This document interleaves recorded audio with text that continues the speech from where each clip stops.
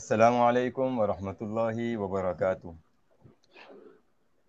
نغمہ توحید official live transmission پہ میں ہوں سمیع اللہ توحیدی، اور آج ہمارے آنے کا مقصد آمد رمضان پر کچھ گفتگو۔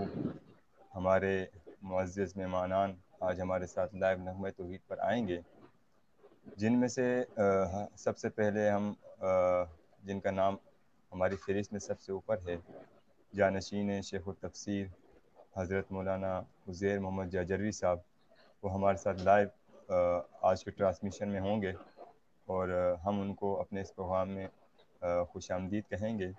اور ان سے پہلے ہم اپنے پروگرام کا آغاز جیسے کہ ہر دفعہ تلاوت کلام پاک کے ساتھ کرتے ہیں، اسی طرح ہم آج کا بھی اس پروگرام کا آغاز ہم تلاوت کلام پاک سے کریں گے۔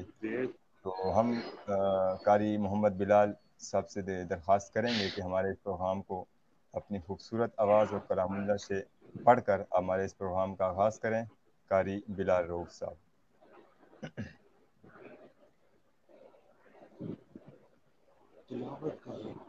شروع کر۔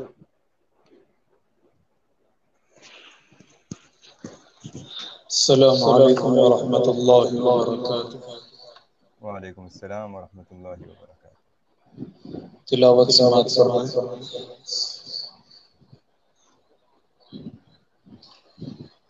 أعوذ بالله من الشيطان الرجيم.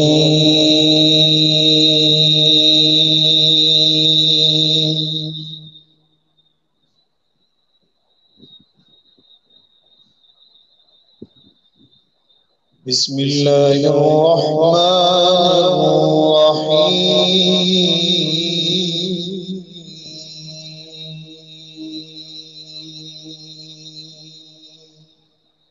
سبحان اللہ۔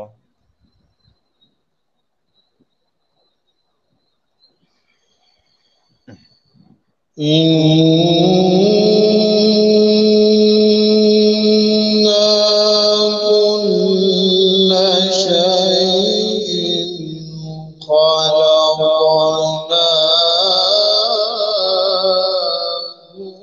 بقدر. سبحان اللہ۔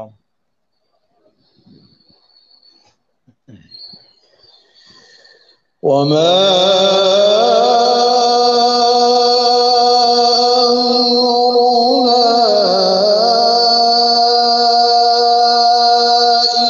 إلا واحدة كلمح بالبصر. سبحان اللہ۔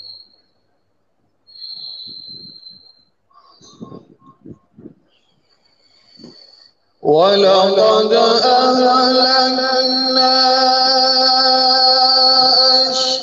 أشياعكم فهل من مدكر وكل شيء فعلوه في الزبر. ماشاء اللہ ماشاء اللہ۔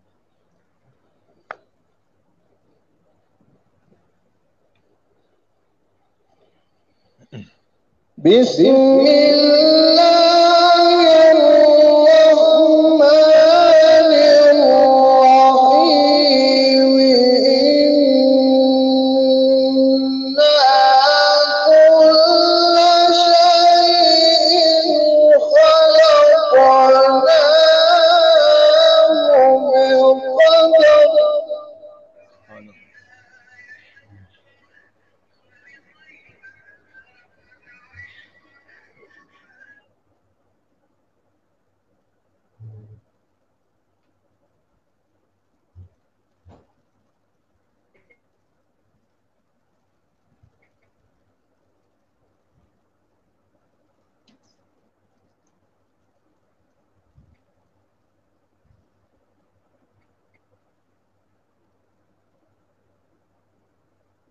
السلام علیکم ورحمۃ اللہ وبرکاتہ۔ کیا حال ہے استاد جی؟ طبیعت کیسی ہے آپ کی؟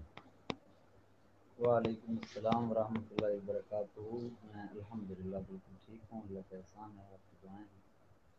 چلیں وہ اصل میں تلاوت مجھے لگتا ہے کوئی نیٹ کا پرابلم ہو گیا ہے اور ساتھی ہمارے سے اچھا بیچ میں سے کٹ گئے ہیں، تو چلیں میں اپنا ایک سیٹنگ کر لوں، ٹھیک ہے۔ اچھا مولانا صاحب، آج کا جو ہم نے یہ پروگرام رکھا ہے، ہم نے جس سے کہ آپ کو پہلے بھی آگاہ کیا تھا کہ آج کا ہمارا پروگرام انشاءاللہ آمد رمضان کے حوالے سے ہوگا، جو کہ جی تقریباً 10 دن باقی رہ چکے ہیں رمضان کی، یا 9 دن باقی رہ چکے ہیں، تو اس حوالے سے آج کا ہمارا جو پروگرام ہوگا اس میں ہم گفتگو کریں گے، اور ہمارے ساتھ میں اپنے سننے والے اور دیکھنے والے جتنے بھی آواز و تصویر کے میرے جتنے بھی دوست ہیں میں سب کو بتاتا چلوں کہ آج جو ہمارے ساتھ موجود ہیں یہ جانشین شیخ التفسیر حضرت مولانا عزیر محمد جاجروی صاحب ہیں، جو کہ صاحبزادے ہیں حضرت مولانا مفتی محمد صاحب جاجروی حفظ اللہ کے، اور یہ رحیم یار خان سے ہمارے ساتھ لائیو ہیں۔ میں ایک مرتبہ پھر ان کو اپنے اس پیج پر، اپنے اس پروگرام پر خوش آمدید کہتا ہوں اور ان کا ویلکم جی کرتا ہوں۔ آج کا جو ہم پروگرام کریں گے وہ انشاءاللہ مختلف سوالات ہوں گے جو کہ موجودہ دور کے اندر ہم کو دیکھنے میں اور سننے میں ہماری نظروں میں سب سے زیادہ گزرتے ہیں رمضان کے حوالے سے، اور ہم کوشش کریں گے کہ حضرت سے ان سوالات پر قرآن و سنت کی روشنی میں ان سے جواب لیے جائیں، اور ہمارے سننے والے دیکھنے والے جتنے بھی سامعین ہیں ان سے میں گزارش کروں گا کہ ہماری ویڈیو کو زیادہ سے زیادہ آپ شیئر کریں، لائک کریں، تاکہ یہ جو حضرت کا پیغام ہوگا یہ بطور ہدایت، بطور نصیحت ہمارے ساتھیوں تک پہنچے، وہ سنیں، دیکھیں اور سمجھیں کہ رمضان میں جو بدعات اکثر ہمیں دیکھنے کو ملتی ہیں وہ اصل میں قرآن و سنت کی روشنی میں بالکل نہیں ہوتی، وہ من گھڑت اور بے بنیاد ہوتی ہیں۔ ہم انشاءاللہ حضرت سے بہت خوبصورت سوال کریں گے۔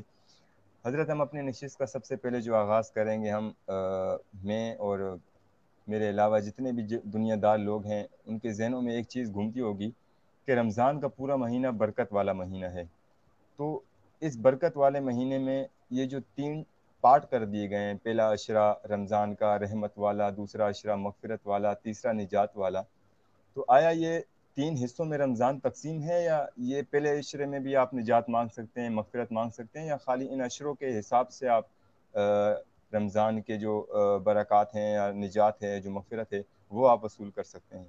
اس پر ذرا روشنی ڈالیں حضرت۔ جی، یہ تقسیم جو کر دی گئی ہے، بڑی کوشش کی گئی اس حوالے سے کہ اس تقسیم کا منبع تلاش کیا جائے کہ یہ کہاں سے نکلی ہے جو جی نہیں مل سکا۔ جی تو یہ ایک یوں سمجھیں کہ مقولہ مشہور ہو گیا، اول ہو رحمت، اوسط ہو مغفرت، آخر ہو عتق من النار۔ تو جب تک تحقیق نہیں تھی تو خود ہم بھی اس حوالے سے تقریریں کیا کرتے تھے اور یہ سارا کچھ ہوتا تھا، جی لیکن ایسی کوئی حقیقت نہیں ہے۔ پہلا عشرہ جو ہے وہ بھی رحمت و برکت والا ہے، دوسرا بھی رحمت و برکت والا ہے، تیسرا بھی، پہلے میں بھی مغفرت ہے، دوسرے میں بھی، تیسرے میں بھی۔ اس حوالے سے نبی پاک علیہ الصلوۃ والسلام کا فرمان ذیشان ہے۔ آپ علیہ الصلوۃ والسلام نے فرمایا رمضان المبارک کی ہر رات سحری کے وقت اللہ تبارک و تعالی اپنی شان کے مطابق آسمان دنیا کو نزول فرماتے ہیں اور سوال کرتے ہیں حل من سائل یسألنی فاعطیتہ، کوئی ایسا مانگنے والا ہے جو مجھ سے مانگے اور میں اسے عطا کروں۔ اب مانگنے والا مغفرت بھی مانگ سکتا ہے، رحمت بھی مانگ سکتا ہے، برکت بھی مانگ سکتا ہے، تو جی اس لیے اس کو قید کرنا جو ہے نا جی، یہ کوئی شرعی حصہ نہیں ہے، بس ایک مقولہ مشہور ہو گیا ہے، اس کی جی بظاہر کوئی حقیقت نہیں ہے۔ جی اچھا، اس میں ان عشروں کے حساب سے دعائیں بھی تقسیم کی گئی ہیں۔ پہلے عشرے میں جو دعا پڑھی جاتی ہے ربنا اغفر وارحم وانت خیر الراحمین، دوسرے عشرے میں، پھر تیسرے عشرے میں، اس طریقے سے یہ دعائیں بھی آپ، یہ دعائیں تو میرے خیال سے درست ہیں، اور یہ میرے خیال سے حدیث سے ثابت بھی ہوں گی، آپ اس پہ زیادہ روشنی بہتر انداز میں ڈالیں گے، تو یہ دعائیں بھی مطلب آپ رمضان میں کسی وقت بھی کسی بھی دعا کے ساتھ کبھی بھی آپ مانگ سکتے ہیں؟ جی بالکل، جس طرح اس کی یہ پہلی تقسیم کا کوئی اعتبار نہیں ہے، اسی طرح ان دعاؤں کی تقسیم کا بھی کوئی اعتبار نہیں ہے، جس طرح جی جس وقت جو دعا آپ مانگ لیں۔ چلیں ٹھیک ہے حضرت، بہت بہتر انداز میں آپ نے گفتگو کی اس موضوع پہ۔ اچھا، ایک اور جو آ، بات ہے، جو ہمارے جو دنیا دار طبقے میں سے جو انسان ہیں، لوگ ہیں، وہ ذرا اس چیز کو سوچتے ہیں کہ یہ جو روزے کی حقیقت ہے اس کے بارے میں ذرا ہمارے سننے والوں کو بتائیں، اور کچھ ہمارے پاس بھی دلائل جمع ہوں کہ اللہ تعالیٰ نے یہ چیز کیوں رمضان کے لیے مختص کی کہ روزے رکھنا، کیا اس کی حقیقت ہے، یا اس سے پہلے بھی جو امتیں گزر چکی ہیں ان پہ بھی روزے اسی طریقے سے صبح سے لے کر مغرب تک اور ٹائمنگ کے حساب سے اور پابندی کے حساب سے اسی طرح روزے فرض تھے، یا صرف اس امت کے اوپر اللہ رب العزت نے یہ فرض کی ہیں؟ جی پچھلی امتوں پر بھی روزہ فرض رہا، اور ہمارے شریعت کے اندر، ہمارے دین میں بھی ابتدا میں جو روزہ فرض ہو، اس کی یہ کیفیت نہیں تھی جو اب ہے۔ اچھا پچھلی شریعتوں کے اندر بھی یہ تھا کہ 10 محرم الحرام کا روزہ یہ فرض تھا۔ اچھا چنانچہ حدیث پاک میں آتا ہے، نبی پاک علیہ الصلوۃ والسلام جب ہجرت کر کے مدینہ منورہ تشریف لائے تو یہودی 10 رمضان کا روزہ رکھتے، 10 محرم کا روزہ رکھا کرتے تھے۔ ٹھیک تو آپ صلی اللہ علیہ وسلم نے ان سے پوچھا کہ تم یہ کیوں رکھتے ہو؟ انہوں نے کہا جی اس دن اللہ پاک نے حضرت موسیٰ علیہ السلام کو نجات دی تھی اور فرعون کو غرق کیا تھا، اسی شکرانے کے طور پر ہم رکھتے ہیں۔ آپ صحیح علیہ الصلوۃ والسلام نے فرمایا نحن احق بھی، ہم تو موسیٰ علیہ السلام کے اصل پیروکار ہیں، ہمارا ان کا اصل تعلق ہے، تو جی اس لیے ہم اس بات کے زیادہ حقدار ہیں۔ آپ علیہ الصلوۃ والسلام نے فرمایا کہ ہم روزہ رکھیں گے لیکن ساتھ ساتھ ہم تمہاری مخالفت بھی کریں گے، یعنی تم جی 10 کا روزہ رکھتے ہو، ہم 10 کے ساتھ ایک اور ملائیں گے، 9 اور 10 کا رکھیں گے یا 10 اور 11 کا رکھیں گے۔ اور صحیح شریعت اسلامی کی ابتدا کے اندر بھی یہی تھا کہ 10 محرم الحرام کا روزہ فرض تھا۔ صحیح پھر اس کے بعد اس کو تبدیل کیا گیا، اس کو مستحب کے درجے میں کر دیا گیا، اور پھر ایام بیض کے روزے، یعنی ہر مہینے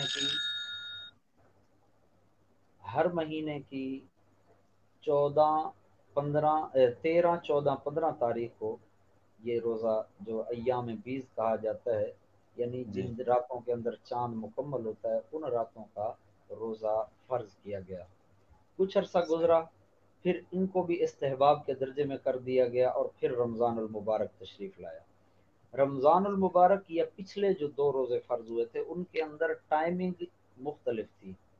ان میں جی ٹائمنگ یہ تھی کہ عشاء کے وقت روزہ شروع ہو جاتا تھا، اچھا ساری رات روزہ، سارا صحیح دن روزہ، مغرب کے صحیح وقت افطار کرنا ہے، مغرب سے عشاء تک چھٹی ہے، عشاء کے بعد پھر روزہ شروع ہو جاتا تھا۔ صحیح اور پھر اس میں ایک اور چیز بھی تھی، مغرب کے بعد اگر کسی بندے کو، جو چھٹی کا وقت ہے اس میں اگر کسی بندے کو نیند آ گئی تو پھر اس کا روزہ شروع ہو گیا۔ اچھا تو ایک صحابی رسول تھے، غالباً ان کا نام عتبان ابن مالک انصاری ہے رضی اللہ تعالیٰ عنہ، یا اور کوئی صحابی رسول ہیں۔ تو وہ کسان آدمی تھے، سارا دن انہوں نے کھیتوں میں کام کیا، شام کو گھر تشریف لائے تو اپنی بیگم سے کہا سبحان اللہ کہ کھجوریں کھا کھا کے تو سینہ جل رہا ہے، اس لیے یہ کھجوریں تم لے جاؤ کسی ہمسائی کے پاس، اور پھر اس سے تبدیل کرا کے سالن لے کے آؤ۔ صحیح اب دیکھیے، اندازہ کیجیے اللہ پاک نے ہمیں کتنی نعمتوں سے نوازا ہے۔ سبحان اللہ، ہم رمضان میں دسترخوان پہ بیٹھتے ہیں تو انواع و اقسام کے کھانے ہمارے سامنے ہوتے ہیں، اور وہ لوگ جنہوں نے خون سے اسلام کو سینچا ان کی یہ حالت ہے کہ بیگم سے کہہ رہے ہیں کہ کھجوریں تبدیل کروا کے کہیں سے سالن لے آؤ، آج سالن کھانے کو دل کرتا ہے۔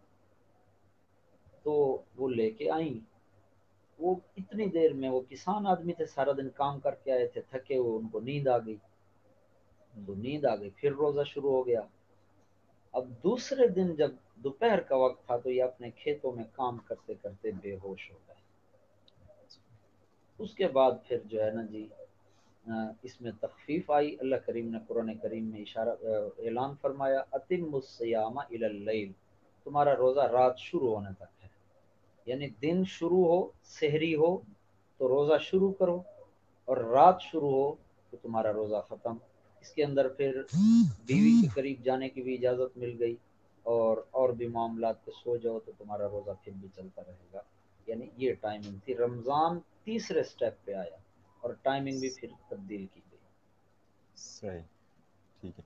اچھا حضرت ایک تو یہ ہے کہ رمضان میں جس طریقے سے کہا جاتا ہے کہ رحمتیں برکتیں اللہ تعالیٰ کی طرف سے بے شمار اترتی ہیں، تو کچھ منافع خور جو ہیں جو رمضان میں ہر چیز مہنگی کر دیتے ہیں، پھل کو دیکھ لیں، کپڑے ہو گئے، جوتے ہو گئے، اس طریقے سے تو سوچنے والا سوچتا ہے میرے خیال سے یہ جو مہنگی چیز ہو گئی ہے، اب جو تاجر ہے اس کو جو منافع زیادہ مل رہا ہے، یہ رحمت ہے اللہ کی، تو آیا یہ چیز رحمت ہوتی ہے یا اس کے علاوہ کوئی دوسری رحمت ہے اللہ تعالیٰ کی؟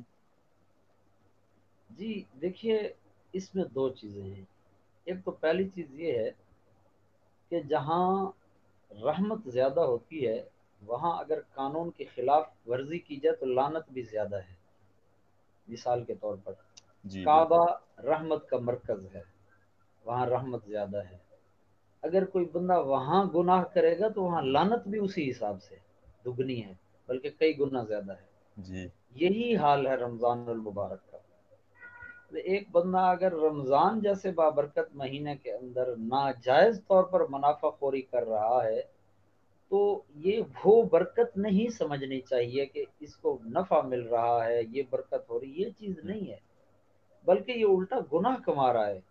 اور میں ایک تجربے کے طور پر ایک بات کہہ رہا ہوں کہ ایک تاجر اگر تجارت کر کے رمضان میں مثلا 10 کی چیز 20 میں بیچ کے ناجائز نفع کما کے وہ پیسے کما لیتا ہے، تو چیلنج کے طور پر کہہ رہا ہوں کہ ان پیسوں کو الگ کر کے رکھے اور پھر دیکھے کہ ان پیسوں کا نتیجہ کیا نکلتا ہے.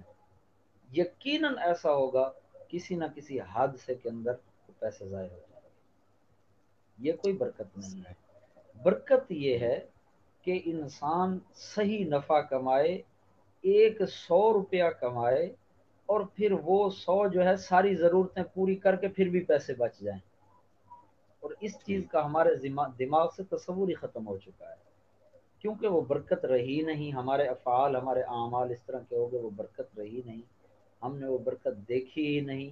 دیکھیں جی، ہمارے بزرگ حضرات جو ہیں، ہم اپنی ان کی زندگیوں کے اندر غور کریں تو ہمیں صاف نظر آتا ہے کہ وہ جناب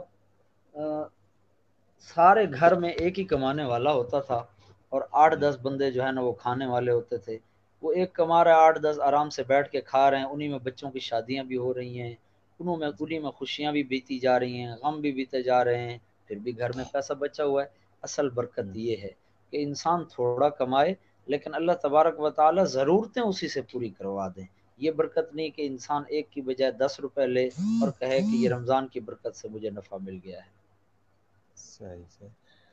ٹھیک ہے، ماشاء اللہ کافی آپ نے تفصیلی گفتگو کی اس ٹاپک پر بھی کہ جو رمضان کے اندر بے جا منافع کماتے ہیں اور غریب اور مسکین عوام کو جو تنگ کیا جاتا ہے، اس پر اللہ تعالیٰ کی باقی مہینوں کے حساب سے ڈبل لعنت ہوگی اس مہینے میں لعنت کہ وہ بالکل ایسے. رمضان کے مہینے میں یہ حرکت کرتے ہیں.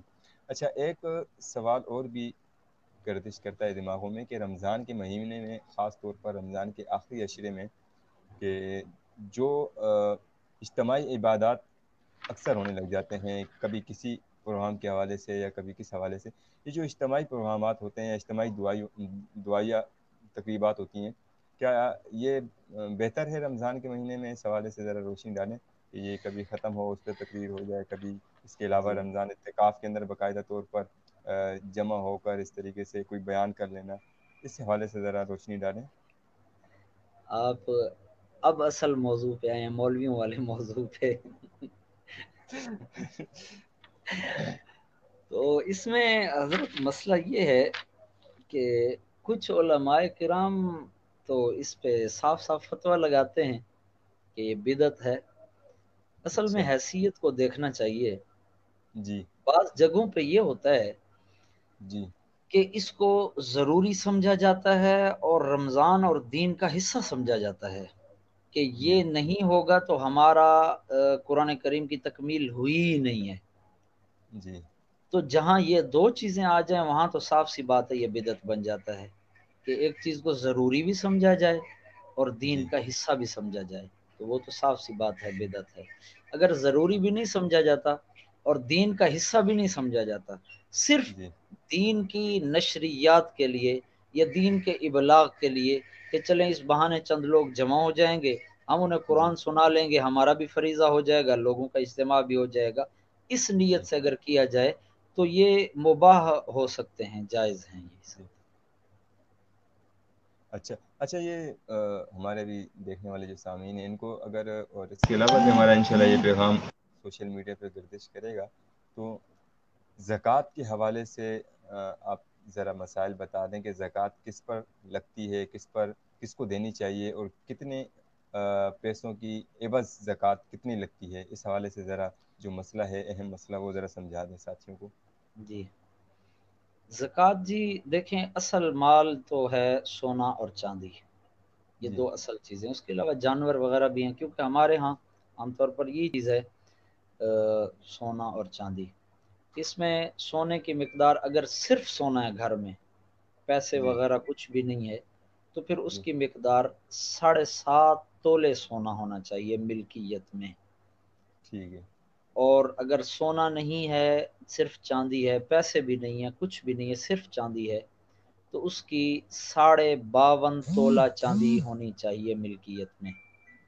ٹھیک ہے۔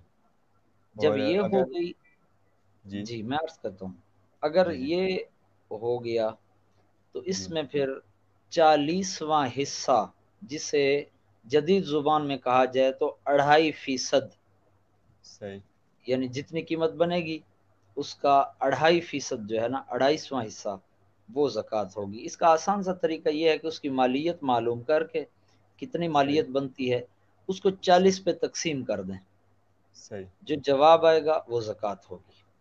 تیسری صورت یہ ہے کہ کچھ سونا ہے، کچھ چاندی ہے، کچھ جی پیسے ہیں، جی جس طرح عام طور پر گھروں کے اندر ہوتا ہے، تو جی پھر اس میں چاندی کی مالیت کا اعتبار ہوگا۔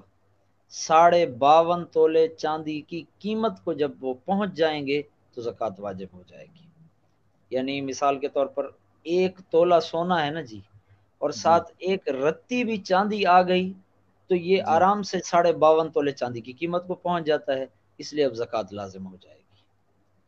ٹھیک ٹھیک۔ اچھا، یہ قسمیں ہیں، اس کے علاوہ بھی کچھ اور؟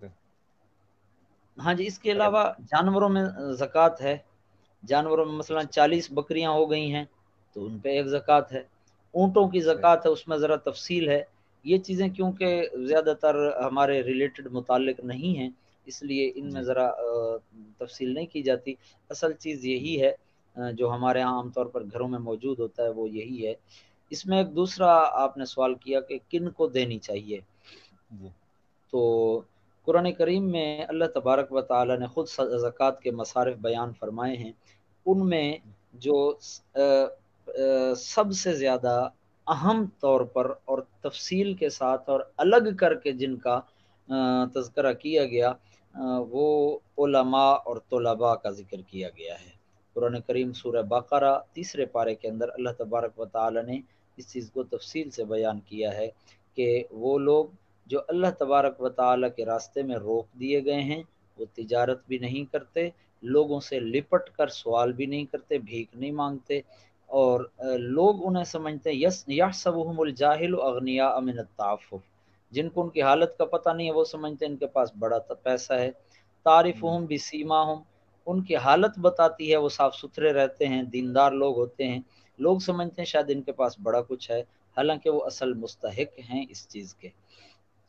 آج کل کا یہ جو معاملہ ہمارا کرونا کا چلا ہوا ہے، اللہ ہم سب کو نجات دے اس سے، اللہ اس سے آمین فتنہ سے بچائے ہمیں۔ اس آمین میں اس چیز کا بڑا مسئلہ بن رہا ہے، طلباء اور علماء سخت پریشان ہیں۔ ہمارے جی عوام حضرات جو ہیں وہ سب سے زیادہ توجہ راشن پہ دے رہے ہیں۔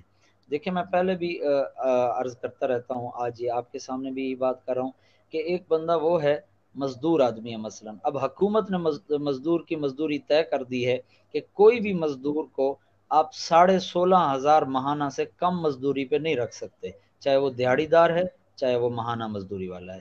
لیکن امام مسجد ہے، مؤذن ہے، خادم ہے، یہ وہ دنیا کا مظلوم طبقہ ہے جن کی دیہڑی کوئی مقرر ہی نہیں ہے۔ اب جی ہمارے علاقہ تو کیونکہ پسماندہ علاقہ ہے، اس میں ایسے ایسے امام بھی ہیں جو 5 وقت نماز پڑھاتے ہیں، مہینے کے بعد انہیں 2,000 ملتا ہے۔ اب 2,000 میں کیا گزارا ہوگا؟ تو ہم اس چیز میں بڑا پڑے ہوئے ہیں کہ راشن مزدوروں کو دینا ہے، وہ بھوکے نہ رہ جائیں، उनका कहीं ना कहीं से कोई ना कोई रिलीफ बन जाता है। लेकिन वाहिद मजलूम तबका ये हमारे दीनदार लोग हैं। ये मैं इसलिए नहीं कह रहा कि मैं मौलवी हूँ, ये सिर्फ मैं एक दुख का इजहार कर रहा हूँ। ये वाहिद मजलूम तबका है कि जिनकी पूरे साल में कोई छुट्टी नहीं है, कोई नागा नहीं है। जिस बंदे को घर में जो है दूसरी मर्तबा सालन भी नहीं मिलता, वो भी आके इनको बातें सुनाता है। इसके बावजूद हमारे दुनियादार हजरात इसी पे सबसे कम तवज्जो देते हैं। सुनने वाले हजरात, उनमें दुनियादार भी शामिल होंगे। मैं उन सबसे ये गुजारिश करूंगा कि इस वक्त खास तौर पे, वैसे आम तौर पर आप ज़कात देते हैं, और इस वक्त जो खास तौर पर ये मसला चल रहा है, सबसे ज़्यादा आपकी ज़कात और आपके सदक़ात के मुस्तहिक़ यही लोग हैं जिन्होंने अपनी ज़िंदगी दीन के लिए वक्फ की हुई है। सर्दी है, गर्मी है, धूप है, छाँव है, कुछ भी है, मस्जिद के स्पीकर से अजान की आवाज़ भी आ रही है, और कोई नमाज पे आए ना आए, इमाम पहले मुसल्ले पे मौजूद है। असल लोग यही सदक़ात और ज़कात के मुस्तहिक़ हैं। कुरान करीम की तरफ देखिए तो कुरान भी असल इन्हीं को ही मुस्तहिक़ ठहराता है। इसके अलावा आप कोई यतीम है, बेवा है, मिस्कीन है, गरीब है, उसको भी ज़कात दे सकते हैं। एक चीज़ है कि इंसान अपने औलाद को और अपने वालिद को ज़कात नहीं दे सकता। वालिद में फिर आम है, दादा है, परदादा है, इससे ऊपर है, दादी है, परदादी है, इससे ऊपर है। इसी तरह औलाद को भी नहीं दे सकता, बेटा है, पोता है, और इसी तरह नीचे चले जाए, नवासा है, नवासी है। औलाद और वालिदैन ऊपर चले जाएं या नीचे चले जाएं, इनको ज़कात नहीं दे सकता। इसके अलावा बाकी रिश्तेदारों को ज़कात दी जा सकती है।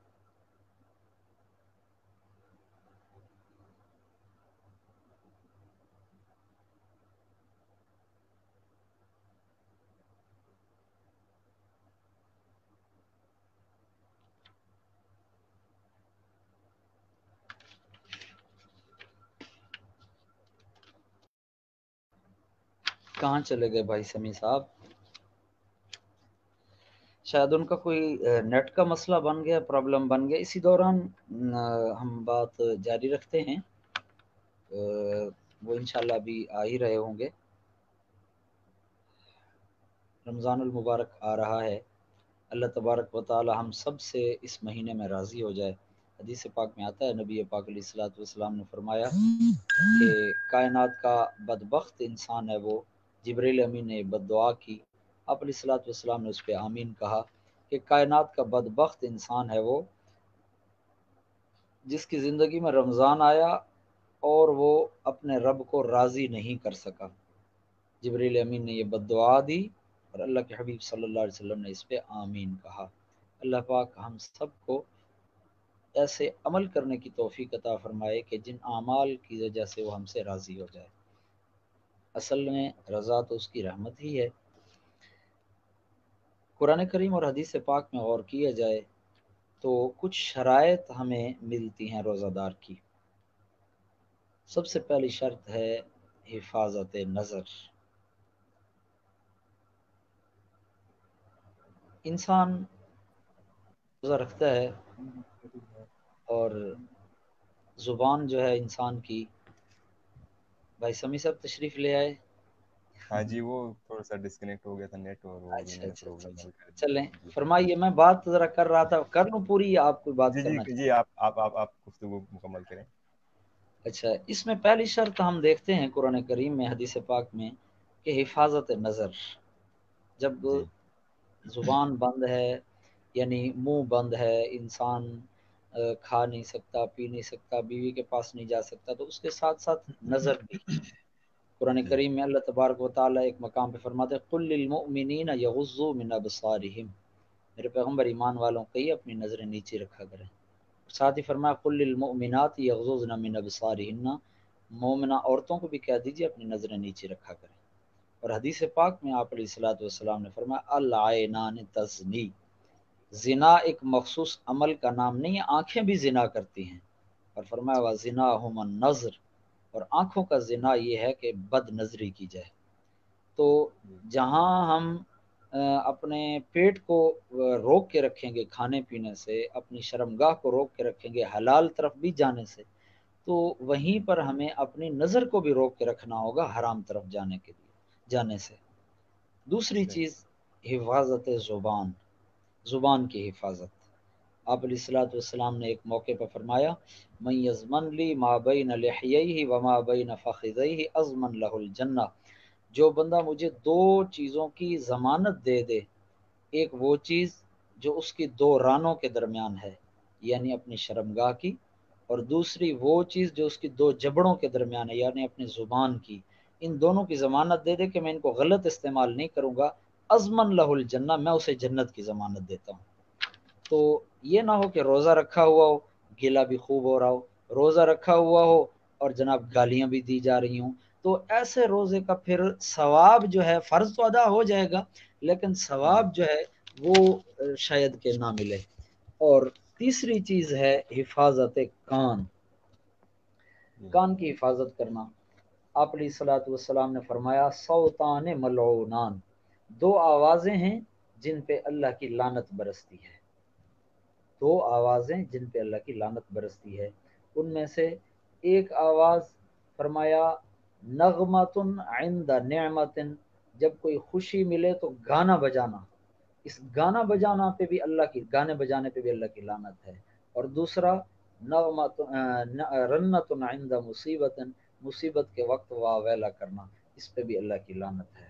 تو اب دیکھیے اگر روزہ رکھا ہوا ہے باعث رحمت ہے اور ادھر سے ہم جو ہے گانا سن رہے ہیں وہ باعث لعنت ہے، تو پھر ایسا روزے کا کیا جی فائدہ؟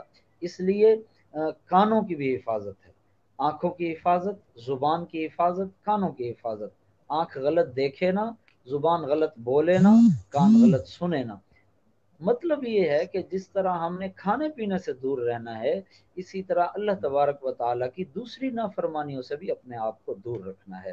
جب یہ ہو اچھا جائے اچھا گا، مولانا صاحب، جی جی اس میں آپ کی بات کاٹ رہا ہوں، یہ جو آپ کہہ رہے ہیں کہ جس طریقے سے اللہ تعالیٰ کی نافرمانیوں سے دور رہنا ہے روزے کے اندر اور روزے کے بعد بھی اس کو اپنا معمول بنانا چاہیے، تو لوگ اس روزے کے اندر اپنے جو معمولات والے کام ہیں، جیسے میں کام کرتا ہوں، کوئی بھی کام کرتا ہے، اس کی بھی چھٹی لے کر گھر پر بیٹھ جاتے ہیں کہ آیا ہمارا روزہ ہے، ہم تھک جاتے ہیں، تو یہ وہ کہتے ہیں کہ بھائی یہ ہم اگر کام پر جائیں گے تو روزہ لگے گا، تو پھر ہم یہ کر دیں گے تو وہ کر دیں گے، تو اس حوالے سے ذرا گفتگو کریں کہ اکثر لوگ اس مہینے میں خاص طور پر چھٹی لیتے ہیں کہ ہم روزے گھر پر آرام سے گزاریں گے، لیکن روزے کے بعد پھر وہ رات کو کھیلنے کودنے اور بازاروں میں چکر لگاتے ہیں، اس حوالے سے ذرا روشنی ڈالیں۔ ہاں جی، اس میں دیکھیں ایک حیثیت یہ ہے کہ اگر انسان یہ سمجھتا ہے کہ میں اپنے کام سے، کاج سے، کاروبار سے چھٹی لے لیتا ہوں تو اس کی وجہ سے میری معاشی زندگی پہ اثر نہیں پڑے گا، ایک جی چیز یہ مد نظر ہو۔ دوسری چیز یہ صحیح۔ مد نظر ہو کہ میں اپنے کام سے تو فارغ ہوں گا، اس میں زیادہ سے زیادہ میں قرآن کریم کی تلاوت کروں گا، نوافل پڑھوں گا یا اس طرح کے معاملات، تو پھر تو یہ چیز بہت اچھی ہے، کرنا چاہیے اس طرح۔ لیکن اگر یہ ہے کہ کام سے چھٹی لے لی اور سارا دن موبائل پہ جو ہے نا انسان گانے سن رہا ہے، فلمیں دیکھ رہا ہے، یا یہ ہے کہ غیر محرم سے باتیں کر رہا ہے سارا دن، یا یہ ہے کہ افطار تک جو ہے سویا رہا اور افطار کے بعد اٹھ کے جو ہے بازار کا چکر لگانا شروع کر دیا، تو یہ تو پھر سوئی وہیں کی وہیں کھڑی ہے، کوئی فائدہ نہیں ہے اس جی بات کا۔ اس سے تو بہتر تھا کہ انسان اپنے کاروبار میں مشغول رہتا۔ صحیح۔ اچھا آپ گفتگو کنٹینیو کریں۔ ہاں جی، جب یہ چیزیں ہو جائیں گی تو اللہ تبارک و تعالی نے فرمایا الصوم لی وانا اجزی بہ، روزہ یہ صرف میرے لیے ہے اور میں ہی اس کا بدلہ دوں گا۔ اس میں حدیث پاک میں ذرا اس کی وضاحت بھی آئی ہے، اور حدیث میں یہ بھی حدیث ہے، اور حدیث میں کہ آپ علیہ الصلوۃ والسلام نے فرمایا قیامت کے دن ہر عمل کا بدلہ اللہ تبارک و تعالی حصہ بنا کے فرشتوں کے حوالے کر دیں گے۔ مثلا نماز ہے، اس کو اس کا اتنا حصہ دے دو، روزہ ہے، دوسرا زکوٰۃ ہے، حج ہے، نوافل ہیں، دوسری عبادات ہیں۔ جب روزے کا معاملہ آئے گا تو اللہ تبارک و تعالیٰ فرمائیں گے اس نے روزہ صرف میرے لیے رکھا تھا، یعنی روزہ ایک ایسی چیز ہے کہ اس کا کسی دوسرے کو پتہ نہیں چل سکتا جب تک کہ بتایا نہ جائے کہ میں روزے سے ہوں، تب تک پتہ نہیں چل سکتا، تو ریا جی کاری اس میں نہیں ہے۔ اللہ فرمائیں گے کہ صحیح۔ دیکھو اس نے یہ روزہ میرے لیے رکھا تھا، اس لیے اس کا بدلہ بھی میں خود دوں گا۔ اور دیکھیں اللہ اتنی بڑی ذات ہے، جب وہ خود بدلہ دیں گے تو پھر بدلہ کتنا بڑا ہوگا۔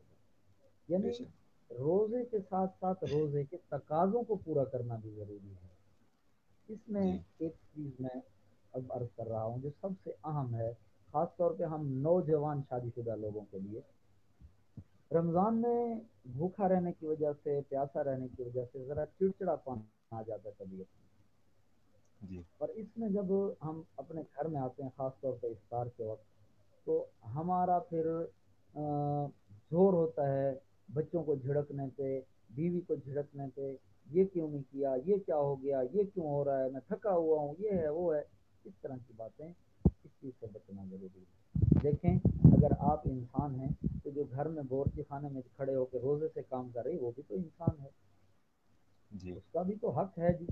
تو اس وجہ سے جو ہے نا جی اس چیز کا بڑا خیال کرنا ضروری ہے، اور عمومی زندگی میں بھی اس کا خیال کرنا بڑا ضروری ہے۔ ہم نوجوان جو ہے خاص طور پر نئے شادی شدہ جس طرح آپ ہیں، تو ہمارے جی ذہن میں جو ہے نا ایک چیز اٹکی ہوئی ہوتی ہے کہ ہم نے گھر میں روب رکھنا ہے، صحیح حالانکہ یہ اسلام نہیں چاہتا، جی یہ ہندوانہ طریقہ ہے۔ ہمارے اندر کیونکہ ہندو رہ کے گئے 800 سال ہم ہندوؤں کے ساتھ رہے ہیں، اس لیے ہمارا وہی جی نظریہ ہے۔ ہندوؤں کے نزدیک عورت جو ہے یہ انسان ہی نہیں ہے، آپ کو پتا ہوگا ان کے مذہب میں جی عورت انسان ہی نہیں ہے، یہ اور مخلوق ہے جو انسان کی خدمت کے لیے پیدا کی گئی ہے، تو اس لیے وہ عورت کو وہی مقام دیتے ہیں۔ اب بدقسمتی سے ہم بھی عورت کو وہی مقام دینے لگ گئے، حالانکہ ایسا جی نہیں ہونا چاہیے۔ گھر کے اندر دوستانہ ماحول ہونا چاہیے، خاص طور پر رمضان المبارک میں۔ اگر آپ دیکھتے ہیں آپ کی بیگم کچن میں کام کرے، بچے اسے تنگ کر رہے ہیں، وہ بیچاری بھوک کی وجہ سے اور الٹا کام کرے، لال پیلی ہو رہی ہے، تو آپ بھی کچن میں چلے جائیں، کوئی اس میں شان کم نہیں ہوگا۔ اللہ کے پیغمبر صلی اللہ علیہ وسلم جب کچن کے کاموں میں عورت کا ہاتھ بٹا سکتے تو ہم کیوں نہیں بٹا سکتے، ہم بھی یہ کر سکتے ہیں۔ رمضان میں خاص طور پر اس چیز کا خیال رکھنا بہت ضروری ہے۔ چلیے ٹھیک ہے، بس حضرت ہمارا وقت تقریباً مکمل ہو گیا، اور آپ کی گفتگو ماشاءاللہ کافی اچھی تھی، اور بہت مزہ آیا مجھے بھی اور میرے سننے والے ساتھیوں کو بھی۔ میرے پاس کمنٹس آ رہے ہیں ماشاءاللہ، کافی بہت کمنٹس جمع ہو گئے، اور ساتھی ماشاءاللہ ماشاءاللہ جی ماشاءاللہ، اور رانا احمد ہیں وہ کہہ رہے ہیں میرے بھائی کے لیے خصوصی دعا کرنا، اور اس طریقے سے کافی کمنٹس ہیں۔ ساتھی آپ کو سلام بھی دے رہے ہیں، اور ہمارا وقت تقریباً مکمل ہوا ہے، تو وعلیکم پھر السلام ورحمۃ اللہ ہم وبرکاتہ۔ ایک مرتبہ دوبارہ پھر کبھی آپ کو انشاءاللہ تنگ کریں گے کسی اور موقع پہ کسی اور عنوان سے، بہت تو امید ہے آپ مجھے آپ اپنا قیمتی وقت دیں گے ہمارے سننے والوں کو۔ تو اب تک کے لیے اتنا ہی، پھر ضرور انشاءاللہ کسی نئے پروگرام کے ساتھ کسی نئے ٹاپک پر سمولہ توحیدی آپ کی خدمت میں حاضر ہوگا۔ نغمہ توحید آفیشیل پیج کو لائک کریں، اور آپ ہماری نے اس ویڈیو کو زیادہ سلسلہ کیا ہے، میں اس پہ آپ کو بہت مبارکباد پیش کرتا ہوں، بڑا ہی بہترین سلسلہ ہے آپ کا، ہر جو بات جزاک چیت کا اللہ پروگرام ہے وہ میں سنتا ہوں، جز- بہت ہی پیارا جزاک سلسلہ آپ چلا رہے ہیں، اللہ آپ کو مزید ہمت دے، مزید استقامت دے۔ اللہ، آمین گھر میں آمین۔ بھی والد کے ساتھ بات ہوتی رہتی ہے کہ ہمارے کراچی والے جو ساتھی ہیں وہ ماشاءاللہ جی میڈیا کے حوالے سے بہت ہی ایکٹیو ہیں، اور ہونا بھی چاہیے۔ جی اللہ آپ کو جی مزید ہمت دے، اللہ مزید توفیق دے، اللہ قبول کرے سارے سننے والے آمین آمین جنہوں نے وقت نکالا، اللہ آمین سب کو خوش رکھے، اللہ ہم سب سے دونوں آمین جہانوں میں راضی ہو، اللہ ہم سب کو دونوں آمین جہانوں کی خوشیاں نصیب فرمائے، اللہ کریم ہم آمین سب کو دونوں جہانوں کی پریشانیوں سے محفوظ رکھے۔ السلام آمین۔ علیکم ورحمۃ اللہ وبرکاتہ۔ اب تک کے لیے اتنا ہی، پھر انشاءاللہ ایک نئے پروگرام کے ساتھ آپ کی خدمت میں حاضر ہوں گے۔ سمولہ توحیدی کو اجازت دیں، السلام علیکم ورحمۃ اللہ وبرکاتہ۔